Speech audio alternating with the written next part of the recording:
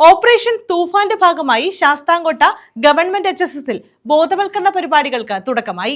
NSSും scout and ഗൈഡ്സും സംയുക്തമായാണ് പരിപാടികൾ സംഘടിപ്പിച്ചത്. ഓപ്പറേഷൻ തൂഫാന്റെ ഭാഗമായി ശാസ്താംകോട്ട ഗവൺമെന്റ് HSSലാണ് ബോധവൽക്കരണ പരിപാടികൾക്ക് തുടക്കം കുറിച്ചത്. NSS, സ്കൗട്ട് ആൻഡ് ഗൈഡ്സ് സംയുക്തമായാണ് പരിപാടി സംഘടിപ്പിച്ചത്. ലഹരിക്കെതിരെ ഒരു ഗോൾ എന്ന പരിപാടി Sasthamkotta sub inspector Sarath KP ഉദ്ഘാടനം ചെയ്തു.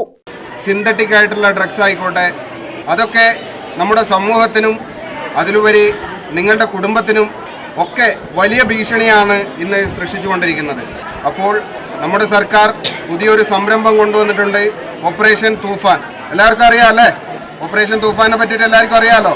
ഈ വിദ്യാലയത്തിലെ ഓരോ വിദ്യാർത്ഥികളും ഓരോ തൂഫാൻ വാരിയർ ആണെന്നുള്ള ഒരു ഉത്തരവാദിത്ത ബോധം നിങ്ങൾക്കെല്ലാവർക്കും വേണം.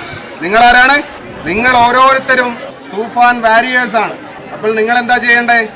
ആദ്യമായിട്ട് ചെയ്യേണ്ട കാര്യം, ഞാൻ ഒരു തരത്തിലുള്ള ലഹരിയും കൃത്രിമമായിട്ടുള്ള നമ്മുടെ മനസ്സിനും ശരീരത്തിനും അതേപോലെ തന്നെ നമ്മുടെ സമൂഹത്തിനും ദോഷം ചെയ്യുന്ന ഒരു തരത്തിലുള്ള ലഹരിയും ഞാൻ ഉപയോഗിക്കില്ല എന്ന് ദൃഢപ്രതിജ്ഞ ചെയ്യുകയാണ് ഓരോ തൂഫാൻ വാരിയേഴ്സും ചെയ്യേണ്ടത്.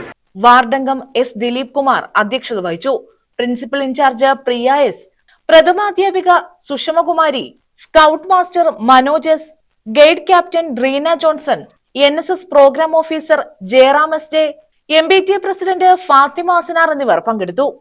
ലഹരിവിരുദ്ധ പ്രതിജ്ഞ, ലഹരിവിരുദ്ധ സന്ദേശം, പോസ്റ്ററുകൾ എന്നിവയും ഇതോടനുബന്ധിച്ച് നടത്തി.